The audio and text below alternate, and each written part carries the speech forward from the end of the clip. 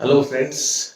So, continuing with our topic delirium, today I would like to put forward interpretation of another of the delirium, and we'll try to understand a remedy, the delirium of that particular remedy, with an understanding of a case. So, I'll be putting forward the case, and I'll be using Hindi also as well as English also. So this case, simple case of migraine in a 45-year-old female, she came to me. अब इनकी जो story है, जो life story है, वो इस तरह से थी कि ये लेडी जिस घर के अंदर में आई, वहाँ पर वो बहुत ज़्यादा डोमिनेटिंग एनवायरनमेंट में रही। जो इन लॉज थे, इवन दी हस्बैंड, वो बहुत ज़्यादा डोमिनेट करते थे। जो चीज़ जैसी करनी है वो वैसे ही करनी है, कोई फ्रीडम नहीं थी इसको, और जो वो बोलेंगे उसको वैसा ही करना है। There was absolutely not much freedom. अब उसको जो पेन होता था वो बहुत सीवियर पेन होता था, वो उसको पेन बर्दाश्त नहीं होता था, इतना सीवियर पेन होता था। She used to like rest करना है मुझे, बट ये लोग उसको रेस्ट नहीं करने देते थे। नींद आ जाए तो ठीक हो जाए, बट वो नींद मिलती नहीं थी। तो ये इस टाइप से उसकी प्रॉब्लम चल रही थी, और उसको एटलीस्ट 8 to 9 ईयर्स हो गए इस पेन को बर्दाश्त करते करते करते करते। ओके, अब ये जो सिचुएशंस उसकी लाइफ में बनती थी कि इतना सीवियर पेन, इतना ज़्यादा इमोशनल डिस्टर्बेंस घर के अंदर में, ये काम बराबर ढंग से करती थी, लेकिन लोग उसके अंदर में मीन मेख निकालते थे। और जब भी कोई कमेंट करता था, वो कमेंट बहुत चुभता था उसको। उसको लगता था यार मैं इतना सब कुछ कर रही हूँ, कोई कदर नहीं कर रहा है मेरी। और जब ये बीमार होती है या इसको कोई तकलीफ होती है तो कोई पूछने वाला नहीं है उसको। वो चीज़ बहुत ज़्यादा इसको तकलीफ देती थी कि मेरी जिंदगी कैसी हो गई है, ये कोई मेरे लिए नहीं है, कोई मेरा ध्यान नहीं रखता है। ओके, और ये सारी चीजें जो उसके सामने होती थी, मैं इन शॉर्ट आपको बता रहा हूँ जो भी सिचुएशन थी उसकी, कि ये जो सारी सिचुएशन होती थी उसकी लाइफ में, वो भूल नहीं पाती थी। बार बार उसको ये सब चीजें सोचने में आती थी, और वो बोली मुझे कि डॉक्टर मैं ये सब सिचुएशन मैं भूल ही नहीं पा रही हूँ, मैं भूल नहीं सकती, मुझे सब याद रहता है, क्या हुआ क्या नहीं हुआ मैं भूलना चाहती हूँ, मैं भूल ही नहीं सकती हूँ। तो मेरी बात कोई मानता ही नहीं, मेरी कोई सुनता ही नहीं, मेरी कोई कदर ही नहीं है इस घर के अंदर में। And they were always they were critical of this patient. Okay, every time she was busy with work, हर समय वो काम में बिजी रहती थी, but still the in-laws and the people at home used to say that तुम दिन भर सोती रहती हो। Imagine the pain this lady was having in the heart, कि इतना सब कुछ काम करते हुए, बराबर काम करते हुए भी ये इस तरह से बोलते हैं कि तुम सोती रहती हो दिन भर। तो ये बहुत ज़्यादा हर्टिंग सिचुएशन होती थी उसके लिए। तो अब ये सारी सिचुएशन फेस करते करते करते वो इतनी ज़्यादा परेशान होने लगी कि उसको लगा यार ये लाइफ मेरी कितनी गंदी लाइफ है, कितनी बहुत बहुत बेकार सी लाइफ हो गई है ये मेरी। अब मैं इस लाइफ का क्या करूं, मैं मर जाती हूँ तो ही अच्छा रहता है, मैं अपने आप को ही ख़त्म कर दूं तो मुझे इन सब तकलीफ़ों से आज़ादी मिले। तो यहाँ तक उसके थॉट्स आने लगे। ओके, कोई फ्रीडम नहीं था, ये सारी चीज़ें, और वहाँ से वो वापस अपने घर में भी नहीं जा सकती थी, क्योंकि वहाँ पर भी उसके फादर की तबीयत खराब हो गई और फादर भी एक्सपायर हो गए थे। तो वहाँ पर भी तकलीफ नहीं देना चाहती थी किसी को। यहीं पे अपने आप को यहाँ जैसे तैसे एडजस्ट करके चला रही थी। She was so much adjusting over here, और नेगेटिविटी इस माहौल के अंदर में बहुत आने लगी थी। और ये सब सिचुएशन आने के बाद में माइग्रेन का जो पेन था उसका, वो स्टार्ट हो गया। तो अब ये सिचुएशन थी, और उसका जो एंड रिजल्ट था, जो उसका परसेप्शन था, उसका एंड रिजल्ट था गेटिंग माइग्रेन हेडेक। ओके, पहले उसको डिस्मेनोरिया भी होता था। ओके, व्हेन शी वाज, जब से पीरियड्स शुरू हुए, इतना सीवियर पेन होता था कि शी वाज सेइंग कि जैसे लेबर में पेन होता है, इतना तेज पेन होता था उसको, बिल्कुल भी टॉलरेट नहीं होता था, इतना पेन। तो अब हम एनालाइज करते हैं इस सिचुएशन को। तो ये लेडी बहुत ज़्यादा सेंसिटिव है, बहुत बहुत सेंसिटिव लेडी है, बहुत ज़्यादा सेंटिमेंटल है, और ये जो लोगों के रिएक्शन है उससे बहुत ज़्यादा अफेक्ट हो रही है। ओके, तो अब यहाँ जो फर्स्ट एलिमेंट अपन देखते हैं, इस पूरी सिचुएशन को या इस पूरी मेडिसिन को अगर अपन स्टडी करते हैं, तो कुछ रूब्रिक्स अपने को मिलते हैं जो अपन देखते हैं। फर्स्ट जो रूब्रिक है, element from abused after being marriage. Clear cut दिख रहा है अपने को कि उसको अब्यूज किया गया है। अब्यूज का मतलब उसका मिसयूज किया गया है, उसके साथ में दुर्व्यवहार किया गया है। So that is called as abuse in marriage. Okay, then उसके लिए उसके मन में बहुत गुस्सा है। एलिमेंट फ्रॉम एंगर इंडिग्नेशन, ये एक राइटियस एंगर है कि मेरे साथ इस तरह का व्यवहार क्यों हो रहा है, उसका उसको गुस्सा है, और वो गुस्सा एक्सप्रेस नहीं कर पा रही है, अंदर ही अंदर पी के बैठी हुई है। Element from anger suppress, and then element from domination. ये चार एलिमेंट्स यहाँ पे अपने को मिलते हैं। अब इससे इसका रिएक्शन क्या होता है कि ये कुछ कर नहीं पा रही है। ओके, यहाँ इसकी सिचुएशन कैसी है, जैसे अपन बोलते हैं ना कि खिसियानी बिल्ली खंबा नोचे, कर कुछ नहीं पा रही है। So she is biting nails. तो हियर बाइटिंग नेल जो रूब्रिक है मेडिसिन के अंदर में, yes the medicine is natrum mur.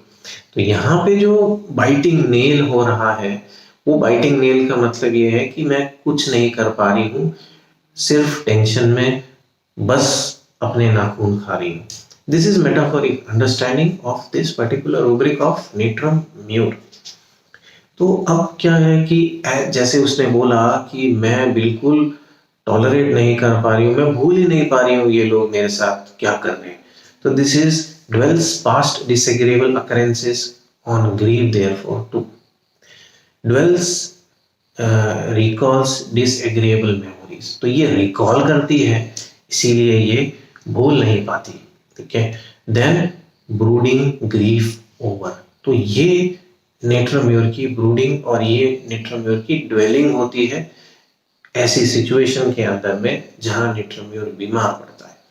तो नेट्रम्यूर जो बीमार होता है वो तब होता है जब उसको कहीं ना कहीं जिस तरीके से वो काम करता है वो अपने अच्छे तरीके से काम करता है, वो बहुत प्रॉपर होता है। The rubric is proper too. जब वो प्रॉपर तरीके से काम कर रही है लेकिन फिर भी लोग उसको कमेंट और क्रिटिसाइज कर रहे हैं, तो यहाँ नेट्रम्यूर बहुत ज्यादा हर्ट होता है, क्योंकि उसको लगता है उसके जैसा काम करने वाला कोई है ही नहीं। एक्सक्लूसिव टू, तो एक्सक्लूसिविटी के अंदर में एक्सक्लूसिव टू रूब्रिक में नेट्रम्यूर है। तो यही उसकी प्रॉब्लम है कि मैं अच्छा काम करती हूँ लेकिन फिर भी लोग मुझे क्रिटिसाइज करते हैं, मेरे काम की वैल्यू नहीं करते हैं। तो इस केस से ये चीजें मिली है। हेल्पलेसनेस फीलिंग ऑफ में भी नेट्रम्यूर है, और नेट्रम्यूर को ये पसंद नहीं है कि कोई उसको किसी भी तरह से हैंडल करे। हैंडल का मतलब ये है कि मैनिपुलेट करे या उसको बताए कि तुमको ऐसा करना है, तुमको वैसा करना है।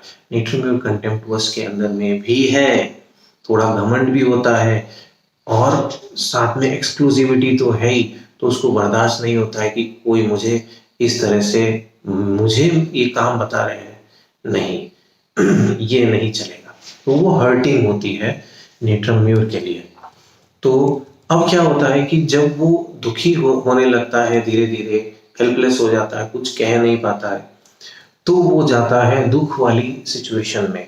तो यहाँ जो रूब्रिक आता है, ग्रीफ कंडीशन अबाउट हिज, कि मेरी लाइफ कैसी हो गई है, कितनी खराब हो गई है, ये उसका थॉट प्रोसेस या उसका परसेप्शन शुरू होता है। देन खुद की कंडीशन पे दुख करना, ग्रीफ प्रोलॉन्ग। नेट्रम म्यूर का जो ग्रीफ होता है वो छोटा मोटा ग्रीफ नहीं होता है, जो छोटी चीजें होती है वो लंबी लंबी लंबी लंबी चलती जाती है, वो रुकता नहीं है नेट्रम म्यूर। उसकी सोच नहीं रुकती है, उसकी सोच इसी दिशा में चलती जाती है, चलती जाती है और चलती जाती है। Grief prolonged. देन अब जो नेट्रम म्यूर जो होता है उसके अंदर जो मन में जो चीजें चलती हैं उसके दुख को लेके, वो छोटे मोटे लेवल पे नहीं होती हैं फ्रेंड्स। वो नेट्रम म्यूर बहुत दुखी होता है अंदर से, जो उसका दुख होता है वो अंदर बहुत उथल पुथल मचाता है। जो सैडनेस होती है उसकी, वो छोटे लेवल की सैडनेस नहीं होती है, जो चीजें हर्ट करती है उसके अंदर ही अंदर उथल पुथल चलती है, थॉट्स आते हैं, बहुत सारी चीजें चलती रहती है। तो उसके लिए एक रूब्रिक लिखा हुआ है, नोट करिएगा, ग्रीफ टर्बुलेंट। ग्रीफ टर्बुलेंट का मतलब यह है कि जो दुख होता है नेट्रम म्यूर को, वो अंदर ही अंदर बहुत सारा विचारों का उथल पुथल, इतना ज्यादा दुख होता है उसको कि जो दुख होता है वो एक लेवल पे नहीं होता है, वो अंदर ही अंदर नेट्रम म्यूर के बहुत ज्यादा बेचैनी, उथल पुथल, बहुत सारे विचार, बहुत सारी तकलीफें लेके आता है। तो इसीलिए नेट्रम म्यूर ग्रीफ वाली फेज में सबसे ज्यादा परेशान होता है। तो फिर उसको लगने लगता है कि देखो मेरा जीवन कैसा है। इसके लिए रूब्रिक है, despair existence about miserable. Then delusion, wretched she looks looking in a mirror when। Mirror when का मतलब अपने आप को जब देखती है कि मैं कैसी थी, कैसे रह रही थी और अब कैसी हो गई हूँ, कितनी गंदी लाइफ हो गई है मेरी, कितनी घृणित लाइफ हो गई है, कितनी खराब लाइफ हो गई है। तो दिस इज wretched फीलिंग जो नेट्रम म्यूर के मन में आती है। और ये सब क्यों हुआ? इन लोगों के कारण से।